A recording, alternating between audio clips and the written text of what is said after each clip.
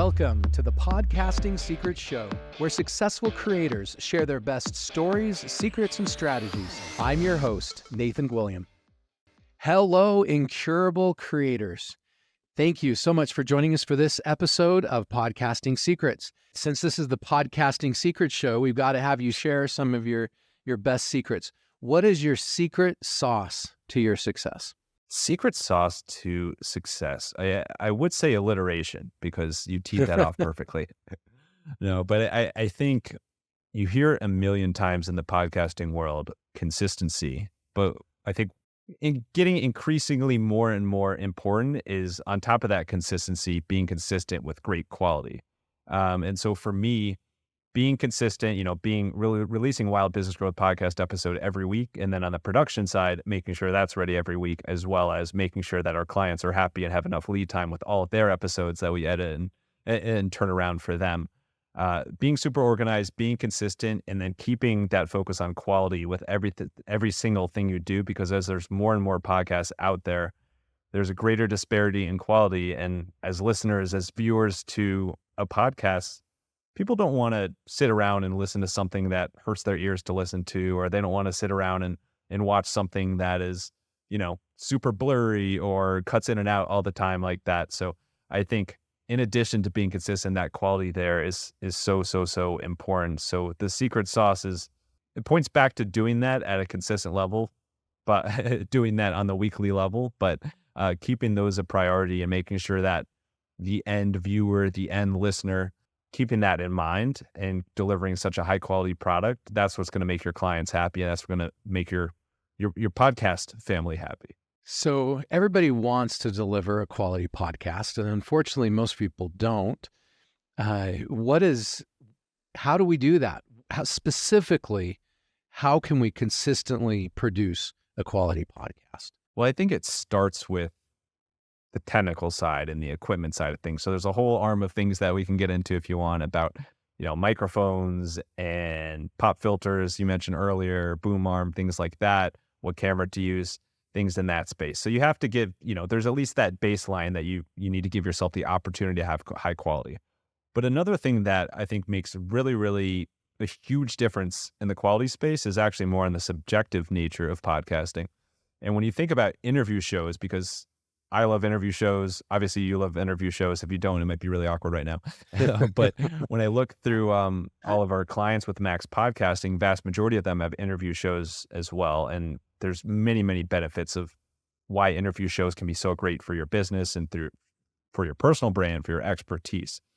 But with interview shows, there's a real opportunity to, when you are interviewing somebody, you need to make that split-second decision of, all right, do I probe here? Do I go more into this topic that the guest is talking about, this subtopic, or do we move along to the next area? And depending on those, split-second decisions, that can make the difference in a podcast episode of yours being, 30 minutes about something that maybe isn't that interesting to the listener or viewer, or the right mix of topics, like the right mix of ingredients in that recipe of whatever podcast episode you're cooking up. I'm just cannot stop with the metaphors today. In order to satisfy your listeners and viewers' taste buds. So with that in mind, subjectively, it can make a big difference in terms of quality of making sure that you're being a phenomenal host in terms of, when do you move forward and when do you stay in this topic area a little bit longer? There's a fantastic art of interviewing that as a podcast host, you're responsible for mastering. Yeah, definitely.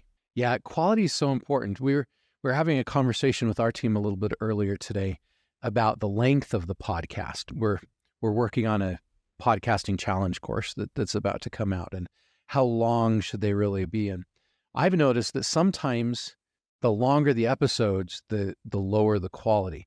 And sometimes when they're shorter, it kind of forces us to condense it down, and we don't have to come up with as much of a high quality information.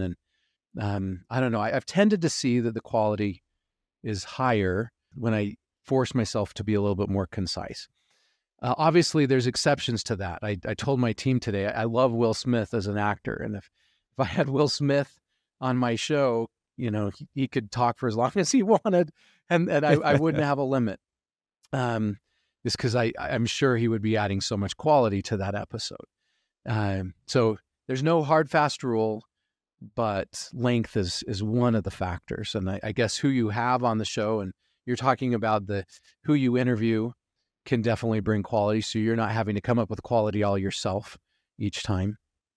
Okay. Right. And I think it's all in length that the answer that you hear most of the time in terms of what's the right length for a podcast is as short as it needs to be. Like, people are more likely to listen to a half-hour episode than they are a 3-hour episode. However, it depends on your goals as a host, because I always find the sweet spot for my interviews is kind of in that 45-minute to an hour range, because I really like to dig into the guest background, the meat of whatever their expertise, their main business story is. And then at the end, have some more fun in terms of, fun questions about the personality, rapid fire questions, things like that. And I've just found in the past that when I condense that down to less than half an hour, you don't get the background. And sometimes the background helps frame the entire interview, or is a really, really interesting, fascinating area. So length is a consideration, who you interview, but also what I'm alluding to is how you interview.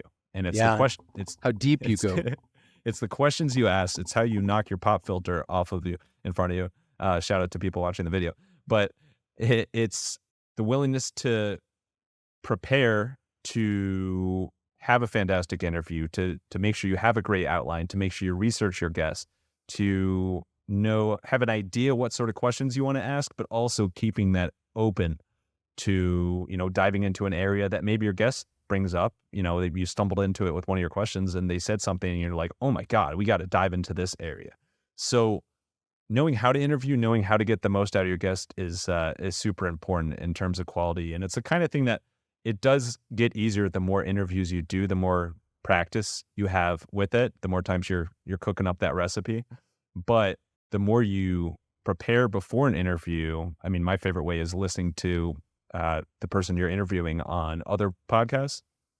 The more you can prepare and just have a good idea, like you're being in the right frame of mind going into an interview, the more that allows for a flourishing, just fun, fascinating interview that you've conducted.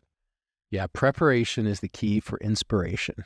So Max, I'm loving this conversation about quality and consistency and finding these gems as a key element of that quality in our podcasting. Can you share with us a story of maybe one of your clients who's been consistent at publishing quality and how they did it and maybe the results that they saw from it? Yeah, of course. And so I have to shout out my clients who have been, we've partnered for over 100 episodes. They're actually the first Max podcasting clients that we've taken from 0 to 100, as I say, from the early Congratulations. planning days. That's great. Thank you. And that's as a weekly podcast, so over 100 weeks and counting. You'll have to do the math how many years no, just kidding. That's not a complicated formula. But so a shout out, they're actually a sailing magazine on the West Coast called Latitude 38. And they're based out of the Bay Area. And their podcast is called Good Jibes. So like good vibes, but good jibes. So if anybody's a sailor, they'll get that because it's tack or jibe. But anyway, they have a podcast where they interview some amazing figures in the sailing space, and it releases every Tuesday. They do a lot of things really well. One of the cool things about their podcast is they have a team of, both full-time people within the company, as well as whether you view them as consultants, but outside people who host the podcast as well. There's a few different people that host the podcast, sometimes more. And they're very consistent. Quality is great. They've interviewed the top of the top sailors in the world. Recently, they had on a guy who's, Paul Kayard, who's known as perhaps the best American sailor in history. So really, really top-notch guest. But I think the cool case study with them is not just the fact that, they've added this podcast to their already loyal audience of, magazine subscribers, print magazine subscribers. So, that's a fun dynamic there as well. They're consistent with quality, they're consistent with guests, and also they're consistent with being able to innovate. So it's not just an interview episode every single time. They've done some reads that they call verbatim, where they'll read articles from the magazine. They've done some solo episodes. They've done some where the hosts are interviewing each other. As they got closer to episode 100, it was a really, really cool series of they used satellite technology to interview a crew, shout out the Westerly crew, that was in the Transpac, so the Trans-Pacific yacht race, the Trans-Pacific boat race that goes from California to Hawaii. There's 2 episodes where they interviewed people from the crew as they were racing from the middle of the Pacific Ocean, which is just incredible. And that's the kind of thing that, wouldn't have been even possible to do a few years ago. So that really, really cool innovation there. Of course, for episode 100, did a big celebration where there was one of the main hosts was interviewing lots of people from the Latitude 38 and Good Jibes team about the history of the podcast, about the history of the magazine. And the magazine goes all the way back to 1977. So just really, really cool all around. But I think it goes back to what I was saying before about you have to be consistent. I mean, they release every Tuesday. They make sure there's enough episodes in the queue that myself and production team that we can knock out and make sure they have with enough time to review and can publish every week, as well as being flexible with the format enough that, you have your main interview podcast, but every now and then it's fun to do some special episodes. So if you have the opportunity to interview somebody going across the Pacific Ocean, that is really, really cool content for your audience that people just absolutely love to consume. So do things like that, do special episodes to celebrate the milestones. Don't be scared to innovate. Your loyal listeners, even if they love you every single week, your podcast can start to feel a little bit stale every now and then. So add in those fresh ideas and creativity to the podcast. You're in an interesting spot because you're not a full-time podcast producer. You're not a full-time podcast host. You have other things going on in your life, right? You're a webmaster in addition to this. How do you juggle being a podcast producer and host with everything else that you have going on? So one of the things, I actually learned it in Cal Newport's book, Deep Work, is this idea of time blocking.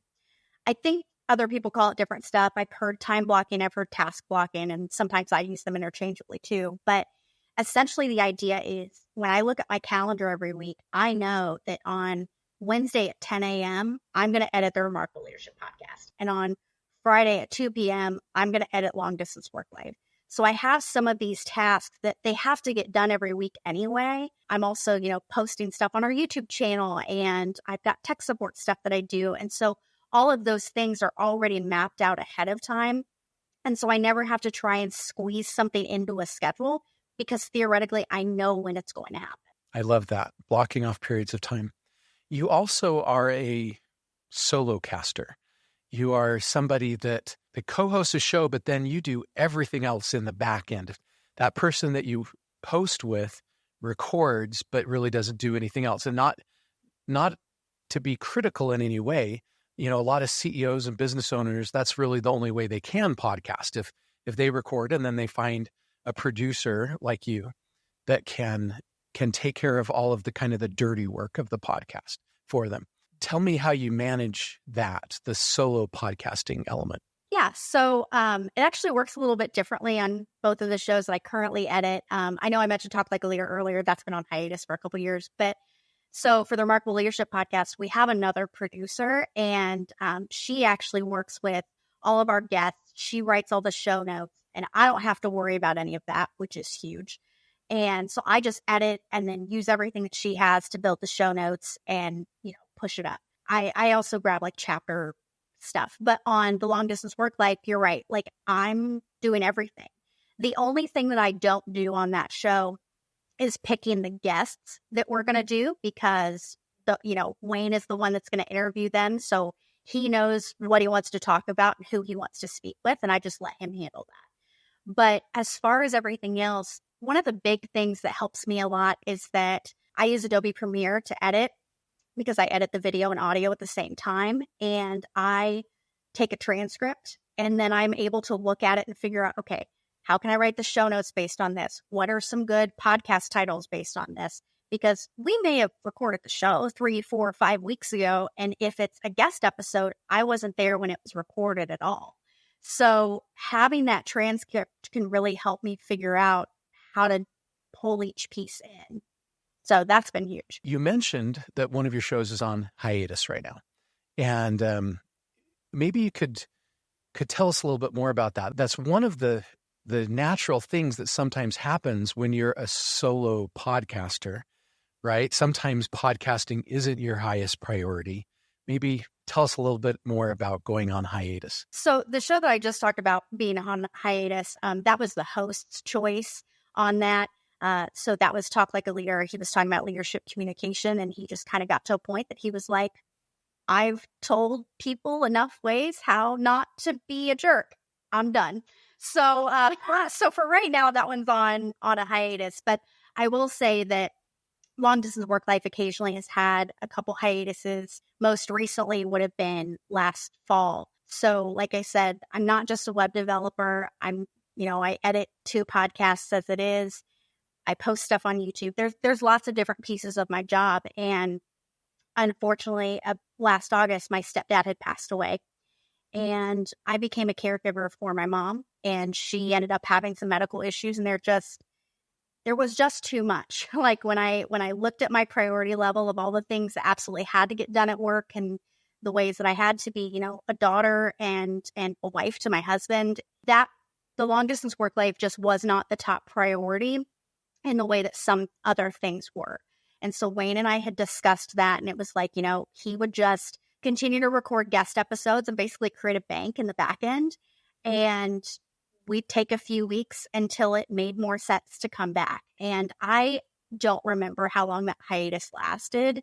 I really don't remember, but I know that he and I agreed after a while that it was like, okay, now things seem to have settled down a little bit. I think we could come back now. And because he had that bank of episodes, that really helped me not have to worry about, oh no, we have to record really fast, because he had already done the hard work on that. Yeah, a lot of people say that the most important thing about podcasting is being consistent. And I agree. There's a huge power in being consistent. However, podcasting is not always the most important thing going on in your life. Absolutely. And if you try to push through podcasting when there's something more important that you should be doing, it could make you resent and hate and even quit podcasting.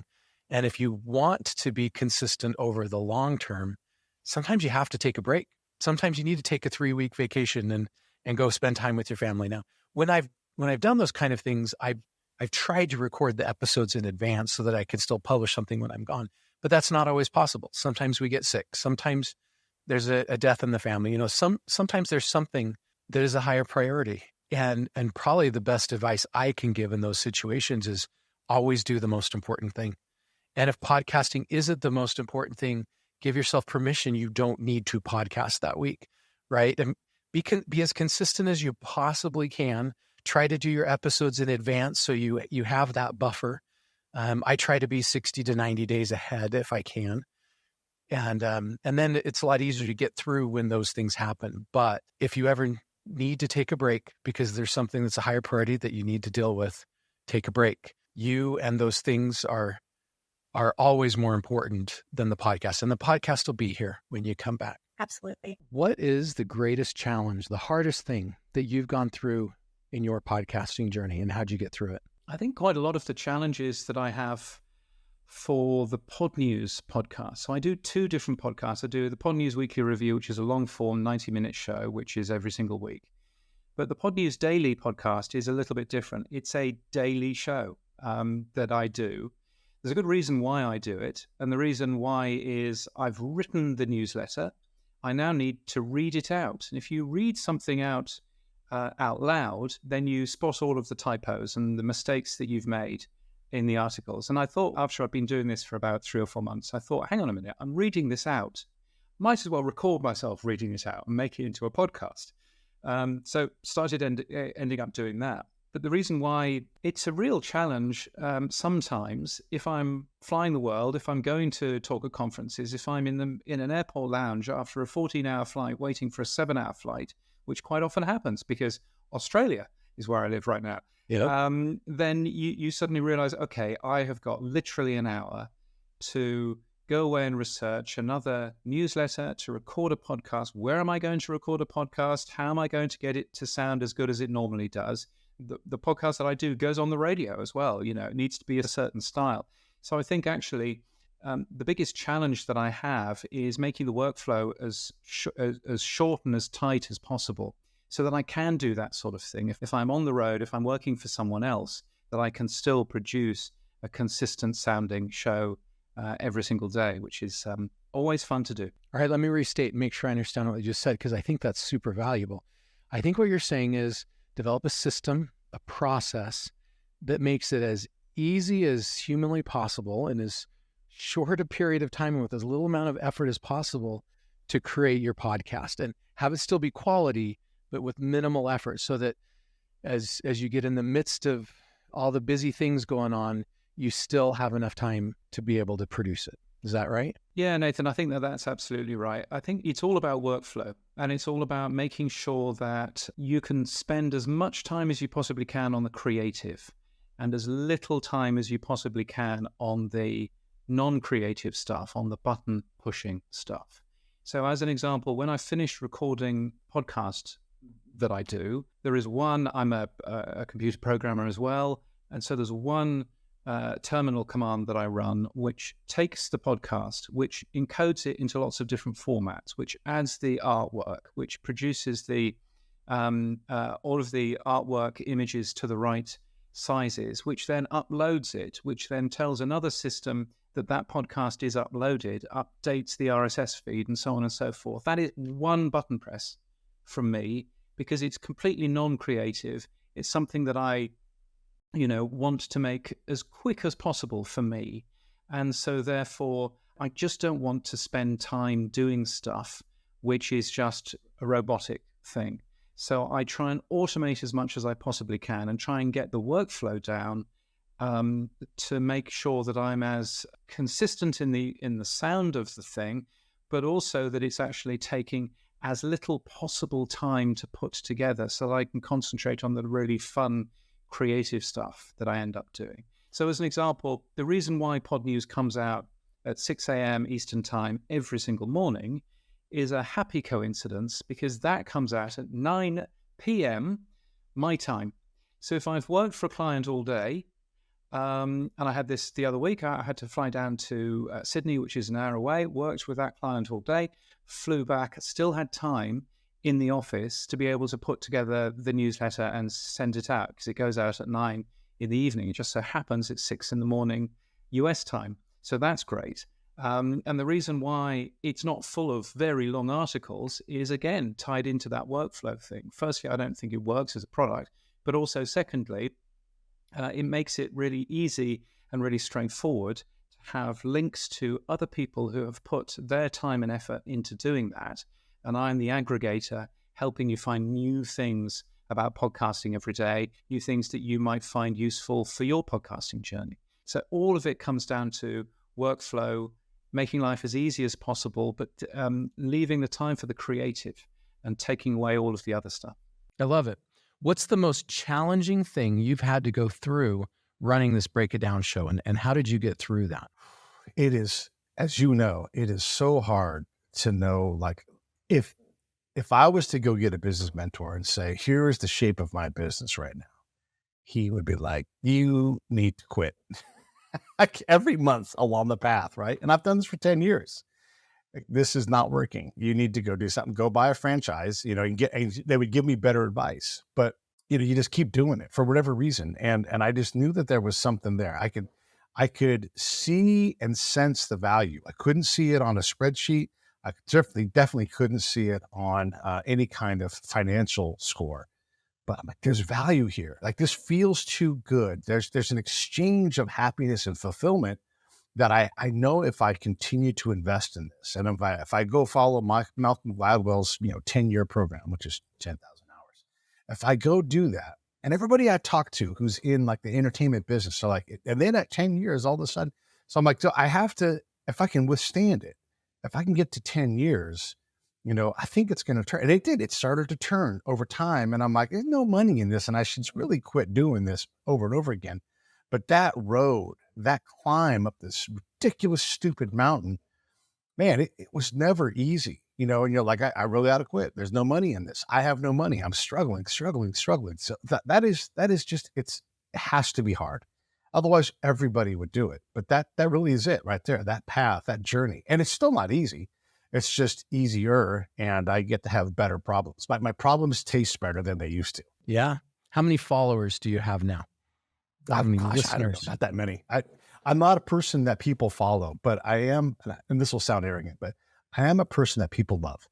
And so I have people that are super close to me. And a lot of my friends are friends because of the show. But I am a popular person, but I don't worry about, and this took time to develop this. This isn't a thing I invented overnight, but I don't care about social media. I don't care if I have 2 million followers on Twitter, because that's not important to me. That's a great thing for people who do that and make their money doing it. That's not a thing that I do. I do personal interaction. I invest my time and my emotions in things that matter. Someone I can help, I'm going to help that person. And that endears me to them and them to me. And that's really what I try to do. So when I come across a project where I can invest my time and efforts and I can bring somebody else in and help them out, or even just see if it's going to work for them, I try to connect people to things or to each other. And that's really where my community is in me and other people like me investing in one another. And that's really where my audience is in that space. Yeah. Okay. So you talked about your biggest challenge being not making money, being able to stick it out over time. Yeah. And then it finally turning the corner. When did it really start turning the corner? What actions or monetization strategies did you use to help you get around that corner? Man, there's no easy answer to that. You've ever been on a long desert road that just goes straight, and then ultimately you end up somewhere else, you know, and you're like, did that road ever curve? It's like that. That's what the corner looks like. You're just like, this thing is never going to turn, you know? And so, my audience was great. Okay, so let me back up. People would give me a lot of work to do. Here's what you ought to do. And I'm like, I don't need more work. I need help. You want to tell me what to do? I'm going to tell you what to do. Why don't you invest $20 a month into my show? And then all of a sudden they would climb up. And I'm like, well, then your advice is no good, because what I need is revenue. I don't need you to tell me how to earn money. I'm asking you for help. And then people started to get like, you know what? I see you working hard. I'll give you $20 a month. I'll give you $10 a month. And so all of a sudden and never a lot, right? I didn't want to make it about like, I want to get 10,000 people. I would have loved it, but I didn't want to make it about 10,000 people giving me $10 a month. And so I didn't focus a lot on this, but like, can I get enough so that I can buy ads, so that I can replace gear, so I keep going, so I could pay my bills? And a lot of people, look, there's people like, hey, Pete, can I help you out in some way? And so they might give me, say, $600. And like, here's $600 so that you could go and fly out to do this event or whatever it was. And so I would have this patronage, right? But I didn't go on Patreon because I didn't need Patreon to allow me to gather money. So I would do my own fundraising, and I use PayPal to do the transaction, but that money raising, that fundraising, that still goes on to this day. It's very small. It's very boutique, but highly, highly effective for me. And these people have become my friends. I do things with them. And that's really how that corner started to round from a straight line into something else, where I could say, hey, man, I could use help. And then the person's like, yeah, I would love to do that. And what I realized was that when you find these people, there's no shame in asking for help, because they respect the work that I was doing, because I work hard. And it's obvious, like, because there's thousands of shows in my backlog, right? But also they want to help, and they get to be valuable. And one of my friends said it well. He's like, I've got an MBA, you've got a master's degree. I see what you're doing. Don't you dare quit, because we all want to be you. If you need help, ask for it. I've got money. I don't have time. So when you need help, ask. And so I did. I'm like, hey man, I could use money. And he's like, how much do you need? And I'm like, can I bug you for 150? He sent me 300. And he's like, ask, keep asking, keep working. Don't quit. There's support out there. And that was the big lesson for me, was like, man, I got to get over myself. And when I need help, ask for it. And look, I wasn't living high on the hog, and my life looks very, very fancy because I'm flying places, but I'm not the one buying the tickets. It's someone else saying, hey, let me fly you out to do this thing, or I'll say, hey, I'll come out and support your event, but you're gonna have to fly me out. And so they did. And this happens all the time. And so there'd be a business transaction and I would return work for flights, or someone would say, I'll fly you out for that. So that's sort of how that corner started to turn. And it continues to round, right? I'm all the way around the corner. I'm not there yet, but I'm way around the corner now from where I was, say, 5 years ago. Yeah. So 2,000 episodes in, almost 20 years in, what is your secret sauce? What are the most important secrets that have made you successful? Luck. I don't know if there are any secrets. Not quitting. I mean, honestly, so my goal was, when I started, I said, I'm going to give myself 4 weeks off a year. I mentioned that earlier. I was going to do 48 episodes a year, weekly episodes. They come out Saturday morning, 7 a.m. Pacific time. Over the course of 20 years, coming up on 20 years in July, I have almost exactly met that goal. I think I'm probably 47 and change episodes per year. So every week, 7 a.m. on Saturday, an Amateur Traveler episode comes out. Every week, and 4 times a year, it's a repeat episode, but there's always an episode coming out. And now there's some bonus episodes that might come out also on a Wednesday, but probably about once a month. Bible Study Podcast, every week, 5 a.m. Thursday, Pacific time, an episode comes out. And I find when I take a break, when I am going on a big trip and I've done, 4 episodes of Bible Study Podcast in a row and did one of my 4 weeks off, it's hard to get started again. It's easier to just keep going. As somebody who is motivated by deadlines, not quitting is where most of podcasts, don't make it to 10 episodes. The vast majority of podcasts never make 10 episodes. And so just keeping going is not really very much of a secret, but it is really very hard for most people to do. Yeah. So you're saying most of us aren't going to be Joe Rogan before 10 episodes? Most of us are not going to be Joe Rogan even at 10 episodes. Yeah. No. But Most of us aren't going to be Joe Rogan, period. So, yeah. But at 20 episodes, I've got a shot, right? Oh, yeah, sure. Definitely. What is one of the biggest? Tend to be a slow growth area. Yeah. Some people grow faster. We had friends who've done more, put more money into it, for instance, done more promotion than I've ever done, and grown things faster, but it doesn't tend to be a viral growth kind of media. But it also tends to be sticky. I do a travel podcast. I was doing it in COVID, and my numbers for listens per new episodes didn't really go down. People weren't traveling. Yeah. So, but it's sticky. But they were dreaming of traveling. Right. Exactly. Yeah. They were sitting there at home thinking of all the wonderful places they would like to go work from home. Yeah, exactly. In theory. What is one of the biggest challenges that you've faced as a podcaster, and how'd you get through it? I think that was the biggest challenge is keeping going. Not quitting. Yeah. Well, because I've been doing, so the other thing I didn't say is I did this with a full-time job. So sometimes I would say 20 years of my career, I've been working at startup companies. So, basically working more than 40 hours a week, doing whatever I was doing during the day, and then coming home and doing 2 or more podcasts, also getting those out and trying to keep 2 or more blogs active at the same time. It is definitely one of those where people say, how do you do that? And I say, sleep is for the weak. Okay. But I mean, that is the hardest thing. The hardest thing is keep coming up with ideas. In my case, if you're doing interviews, you've really got to work in advance, right? You can't just be saying, I'm going to do an interview this week for this week, because something's going to fall through. This is our 3rd time to try and record this episode because things happen on one side or the other, right? Gosh, someone just got sick, something just broke or whatever. So trying to juggle, if you're doing an interview show, that stream of interviews, and also having the ability to say, that one didn't work.